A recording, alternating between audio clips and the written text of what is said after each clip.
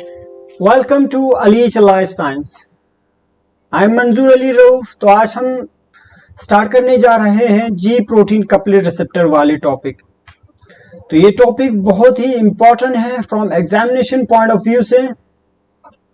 तो dear student, इस lecture को स्टार्ट करने से पहले आप जो प्रीवियस बेसिक कंसेप्ट जो वीडियो अपलोड हुआ है उनको अच्छे से देखना, फिर उसके बाद आपको ये बहुत ही इजी से आपको समझ आ जाएंगे, कोई भी डाउट नहीं रहेंगे। फिर उसके बाद आज हम स्टार्ट करने जा रहे हैं कौन सा टॉपिक, जी प्रोटीन कपलेट रिसेप्टर। जी प्रोटीन कपलेट रिसेप्टर ये बहुत ही इंपॉर्टेंट है नेशनल लेवल के हर एक एग्जामिनेशन पॉइंट ऑफ व्यू से।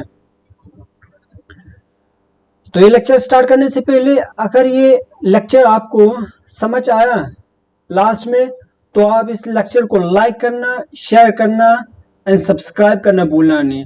And please share to all those students who really need this free video lecture series.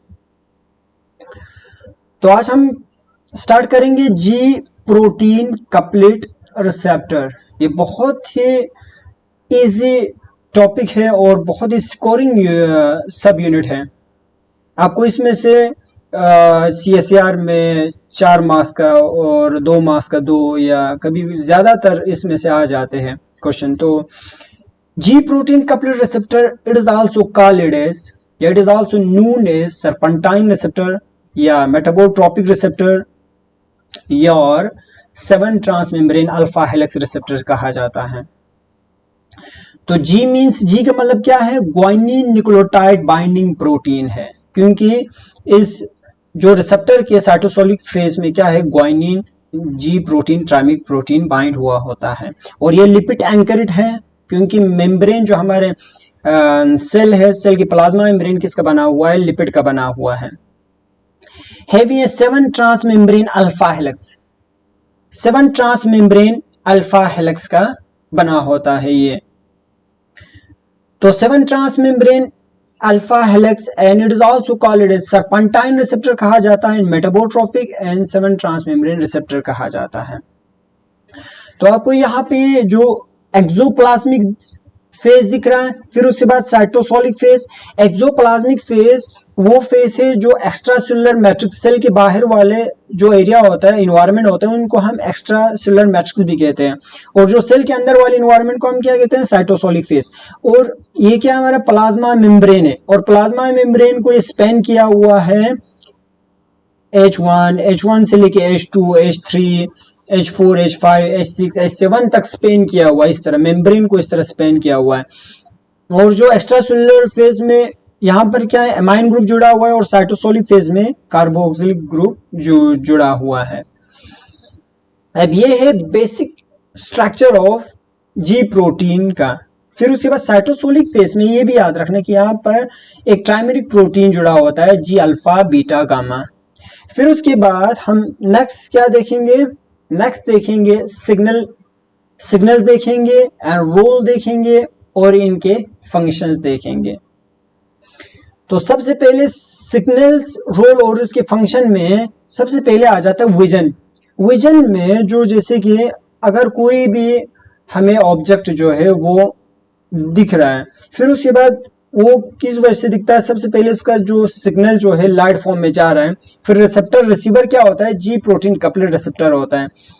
वहां पर ये लाइट जी प्रोटीन कपलेट रिसेप्टर पर पड़ते हैं, रिसेप्टर पर। फिर उसके बाद वो सिग्नल जो है न्यूरॉन्स के थ्रू सेंट्रल नर्वस सिस्टम तक पहुंच जाता है। फिर उसके बाद हमें पता चलता है कि ये ऑब्जेक्ट क्या है।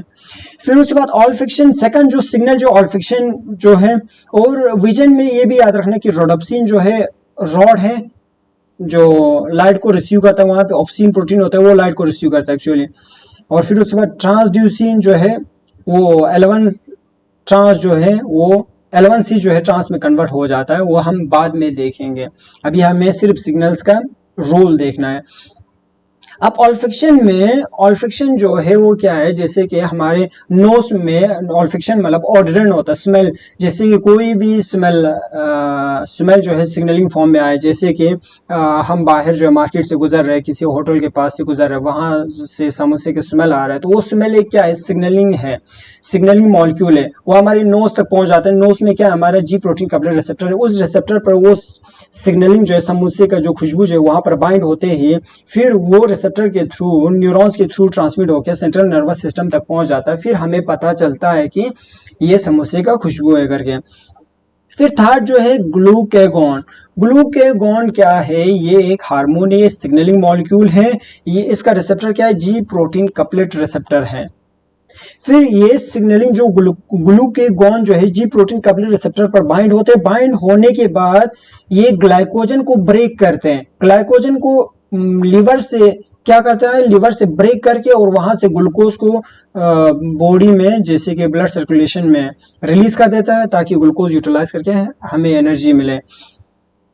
और फिर उसके बाद ये ग्लूकेगॉन कब रिलीज होता है, जब हमारे ब्लड में ग्लूकोज का लेवल कम हो जाए उस कंडीशन में। और एपिनेफ्रिन हार्मोन जो है, ये हार्मोन इस हार्मोन को क्या कहा जाता है, it is also known as adrenaline hormone कहा जाता है। क्यों कहा जाता है, क्योंकि ये हार्मोन जो है जब कोई भी किसी पर्सन को जब सडनली गुस्सा आए या सडनली डर जाए, सडनली कोई उसके सामने लॉयन आ गया, फिर वो सडनली डर गया, डरने के बाद उस कंडीशन में एपिनेफ्रिन हार्मोन रिलीज हो जाता है। कहाँ से, एड्रिनल ग्लैंड के मेडुला से रिलीज होता है। फिर ये एपिनेफ्रिन का साइड इफेक्ट क्या होता है, ये हार्ट बीट रेट को बहुत इंक्रीज करता है। नॉर्मल जो पर्सन में हार्ट बीट जो है 1 मिनट में 72 टाइम जो है बीट करता है। तो एपिनेफ्रिन जिस पर्सन में रिलीज हो जाता है, उस पर्सन का हार्ट बीट जो है 1 मिनट में 72 से भी ज्यादा हार्ट बीट करते हैं। तो जिस वजह से उस पर्सन का ब्लड प्रेशर जो है हाई होने लगता है, ब्लड प्रेशर हाई होगा, बीपी हाई होगा, फिर उसके बाद बीपी हाई होगा तो उस पर्सन को चक्कर आ सकता है। फिर ये एपिनेफ्रिन हार्मोन को हम हमेशा अगर ब्लड प्रेशर को लो करें तो हमें हमेशा कूल रहना चाहिए और काम रहना चाहिए, और हमें ज़्यादा डरना नहीं चाहिए। डरते वक्त क्या हो जाती है, डरते वक्त एपिनेफ्रिन का हार्मोन जो है सडनली रिलीज हो जाता है, और गुस्सा कभी नहीं करना चाहिए। जो भी बीपी के पेशेंट है वो नॉर्मल रहना चाहिए, ताकि एपिनेफ्रिन हार्मोन जो है रिलीज ना हो ब्लड में एड्रिनल ग्लैंड से। और फिफ्थ जो है क्या है, ल्यूटेनाइजिंग हार्मोन। ल्यूटेनाइजिंग हार्मोन क्या है, ये एक फीमेल हार्मोन है, इसका फंक्शन होता है ओवरी से को रिलीज करना और मेंस्ट्रुअल साइकिल को कंट्रोल करके रखना। और फर्दर जो बहुत ब्रीफ डिटेल में हम इंडोक्राइनोलॉजी, जो एनिमल फिजियोलॉजी में ये सब यूनिट आता है इंडोक्राइनोलॉजी, उसमें हम ब्रीफली हम डिस्कस करेंगे वहां पे। और सिक्स्थ जो है टेस्ट का जो रिसेप्टर क्या है, जी प्रोटीन कपलेट रिसेप्टर है। जब भी हम कोई भी शुगर हम अपने टंग से, जैसे टंग पे शुगर से टेस्ट करते हैं, आप गुलाब जामुन जो है खाए, फिर उसके बाद उसका टेस्ट जो है टंग पे क्या होता है, जी प्रोटीन कपलेट रिसेप्टर होता है। फिर वो गुलाब जामुन क्या करता है, वो एक सिग्नलिंग मॉलिक्यूल है, फिर वो टंग पे जो जी प्रोटीन कपलेट रिसेप्टर है वहां पर बाइंड होते ही फिर उसका टेस्ट जो है, टेस्ट का सिग्नलिंग जो है एक न्यूरॉन से दूसरे न्यूरॉन तक चला जाता है, फिर वो ट्रांसमिट होकर सेंट्रल नर्वस सिस्टम तक पहुंच जाता है। फिर हमें पता चलता है कि हाँ यार, ये तो गुलाब जामुन का टेस्ट है। इस तरह इनका भी रिसेप्टर क्या है, जी प्रोटीन कपलेट रिसेप्टर है। और ये तमाम सारे जो है 2-2 क्वेश्चन में डायरेक्ट पूछा जाता है हर एक एग्जाम में, कि विजन में, ऑल्फेक्शन में, ग्लूकेगॉन में, एपिनेफ्रिन में, ल्यूटेनाइजिंग हार्मोन में, टेस्ट में, इनका रिसेप्टर क्या है करके पूछा जाता है। तो फिर उसके बाद हम देखेंगे, इससे पहले हम क्या देखेंगे, जी प्रोटीन का स्मॉल जी प्रोटीन और लार्ज जी प्रोटीन देखेंगे, क्योंकि जी प्रोटीन का हम सब यूनिट देखेंगे। सब यूनिट देखने के बाद हम जो है रेगुलेशन पे जाएंगे। तो जी प्रोटीन जो है, जी प्रोटीन का एक स्मॉल सब जी प्रोटीन है और लार्ज जी प्रोटीन है, ठीक है।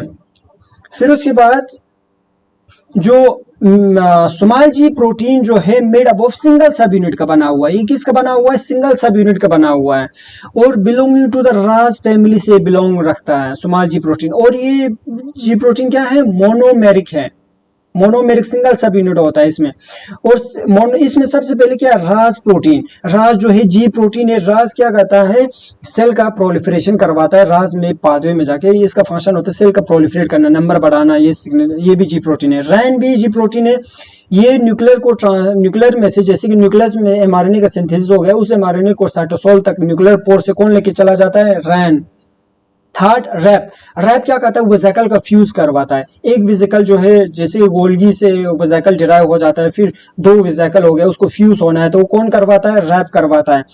और फोर्थ में ARF एंड SAR1 जो है वेसिकल के क्या करवाता है, ये वेसिकल को फॉर्मेशन करता है, वेसिकल को बनाने में मदद करते हैं।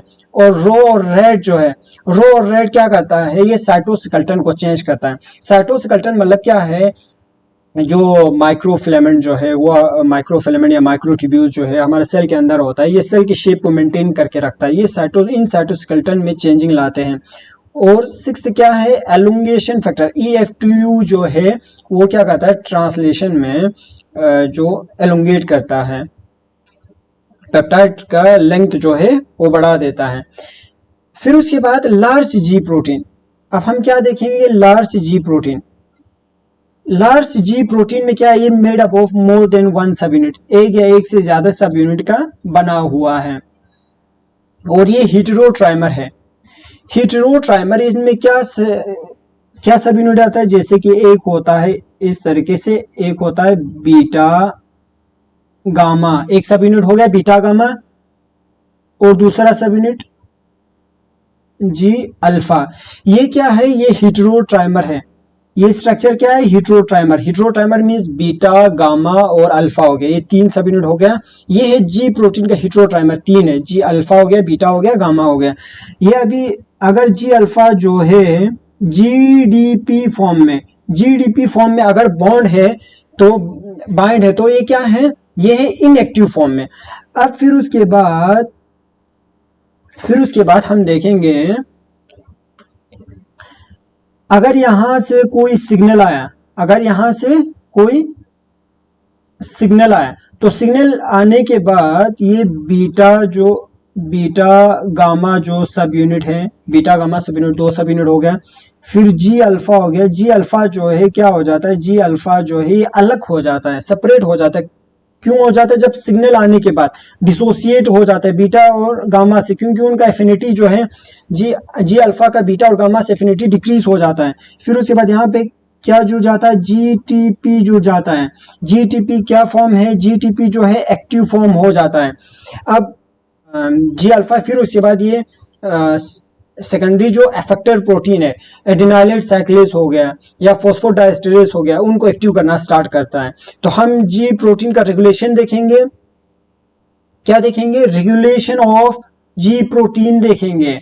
तो रेगुलेशन ऑफ जी प्रोटीन में सबसे पहले देखेंगे, सबसे ऊपर देखो ये रेस्टिंग स्टेट में जो सबसे पहले जो ऊपर एक्सटीरियर जो दिख रहा है वो एक्स्ट्रासेलुलर मैट्रिक्स वाले पोर्शन है, और जो साइटोसोल जो सेल के अंदर वाली इन्वायरमेंट है।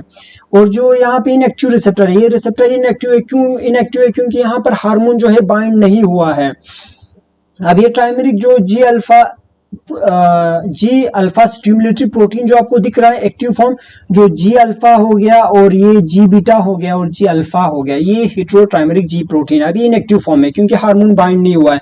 और हम स्टेप बाय स्टेप इसको डिस्कस करेंगे। तो सबसे पहला स्टेप, फर्स्ट स्टेप में क्या है, यहाँ पे हार्मोन जो है रिसेप्टर पर बाइंड हो जाता है। यहाँ पर एक्टिव रिसेप्टर हो गया, रिसेप्टर एक्टिव क्यों हो गया, क्योंकि यहाँ पर हार्मोन बाइंड हो गया। हार्मोन बाइंड होने के बाद ये रिसेप्टर में क्या आ जाता है, कन्फर्मेशनल चेंजिंग आ जाता है। कन्फर्मेशनल चेंजिंग मतलब अपने रिसेप्टर में थोड़ा चेंजिंग लाता है। अब ये साइटोसोलिक फेज में यहाँ पे देखो, यहाँ पे थोड़ा चेंजिंग लाया हुआ है, थोड़ा इस तरह का शेप बना हुआ है, ताकि यहाँ से जी अल्फा सब यूनिट जो है, जी अल्फा सब यूनिट अभी किस फॉर्म में है, जीडीपी फॉर्म में है।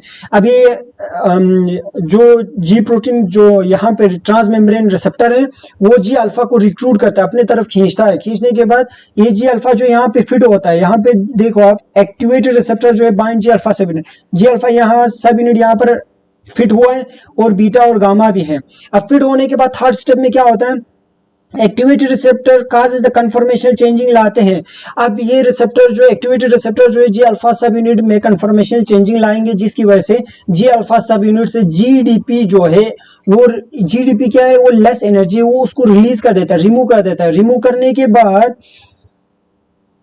करने के बाद अब यहाँ आपको दिख रहा है जी बीटा गामा और जी अल्फा सब यूनिट जो है फोर्थ में अब ये रिमूव हो जाएंगे। अब ये देखो जी बी फोर्थ में देखो, अब फोर्थ में जीटीपी जो है, जो जी अल्फा सब यूनिट से क्या बाइंड हो जाता है, जी अल्फा सब यूनिट से जीटीपी बाइंड हो जाता है। जीटीपी रिमूव किया था, अब जीटीपी बाइंड हो जाता है। जीटीपी बाइंड होते ही यहां से बीटा और गामा जो है डिसोसिएट होता है, क्योंकि जी अल्फा सब यूनिट से जीटीपी बाइंड होते ही बीटा और गामा का एफिनिटी डिक्रीज हो जाता है, फिर वो साइड हो जाता है। अब साइड होने के बाद फिफ्थ स्टेप पे क्या होता है, हार्मोन डिसोसिएट हो जाता है फ्रॉम द रिसेप्टर। रिसेप्टर से हार्मोन डिसोसिएट हो रहा है, आपको यहां दिख रहा है हार्मोन जो है रिसेप्टर, ये है हमारा रिसेप्टर, ये है रिसेप्टर, ये क्या है रिसेप्टर है,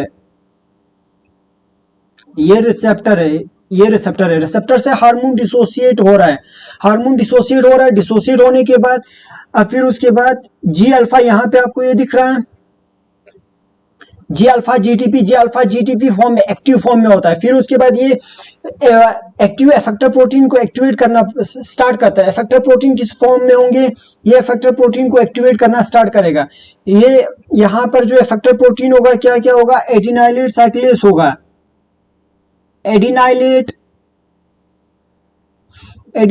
साइक्लेस होगा, एडिनाइलेट साइक्लेस का हो, या फिर उसके बाद यहाँ पे फॉस्फोडाइस्टेरेस बोलो, फिर उनको एक्टिवेट करता है। इनको एक्टिवेट करने के बाद जो फिर उसके बाद या तो अगर विजन का सिग्नलिंग हो, फिर फर्दर सिग्नलिंग जो कैस्केड जो है स्टार्ट हो जाता है। फिर इफेक्टर प्रोटीन से हम नेक्स्ट लेक्चर में इफेक्टर प्रोटीन्स पढ़ेंगे। फिर नेक्स्ट जो है इसके बाद नेक्स्ट स्टेप बाय स्टेप हम नेक्स्ट लेक्चर में देखेंगे। और फिर उसके बाद सिक्स स्टेप में क्या होता है, अब लास्ट में सिक्स स्टेप में होता है हाइड्रोलाइज ऑफ जीटीपी। अब सिग्नल को कंटिन्यू तो नहीं रखना चाहिए। मान लिया आपने गुलाब जामुन खा लिया, आपको गुलाब जामुन का टेस्ट आ गया, अब कंटिन्यू 1 घंटे तक, आधा घंटे तक आपको गुलाब जामुन का टेस्ट तो नहीं रहना चाहिए। अब फिर उसके बाद उस सिग्नलिंग को खत्म करने के लिए जी अल्फा जो प्राइमरी जी अल्फा सब यूनिट से जीटीपी को हाइड्रोलाइज करता है। जीटीपी को हाइड्रोलाइज करके वहां पे क्या आ जाता है, जीडीपी आ जाता है, जिसकी वजह से और ये रिसेप्टर इनएक्टिव हो जाता है। अब यहाँ पे और दोबारा से ये एक ऑन ऑफ वाले सिस्टम जो है चलते रहता है सिग्नलिंग कैस्केड में। और नेक्स्ट लेक्चर में हम देखेंगे जो एडिनाइलेट साइक्लेस, फिर उसके बाद फॉस्फोडाइस्टेरेस, जो फॉस्फोलाइपेज सी, उनका फंक्शन क्या है, जी प्रोटीन्स के जो दूसरे पार्ट जो है हम डिस्कस करेंगे। Okay, take care student. और स्टूडेंट अगर आपको ये लेक्चर बेनिफिट हो रहा है तो इस लेक्चर को लाइक करना, शेयर करना एंड सब्सक्राइब करना। आप जब इस लेक्चर को लाइक करते हो तो मुझे बूस्ट मिलता है, पॉजिटिव फीडबैक मिलता है और मुझे नेक्स्ट लेक्चर लाने के लिए एक बूस्ट मिलता है, क्योंकि इन लेक्चर्स को तैयार करने के लिए बहुत टाइम लगता है। सेटअप वेटअप वो सब बनाने के लिए बहुत टाइम लगता है। तो आपके लाइक करने से और मुझे बूस्ट मिल जाता है, और लाइक करने से मुझे ये भी पता चल जाए कि मेरे स्टूडेंट को कितना ये लेक्चर समझ आ रहा है। Okay, take care student, bye.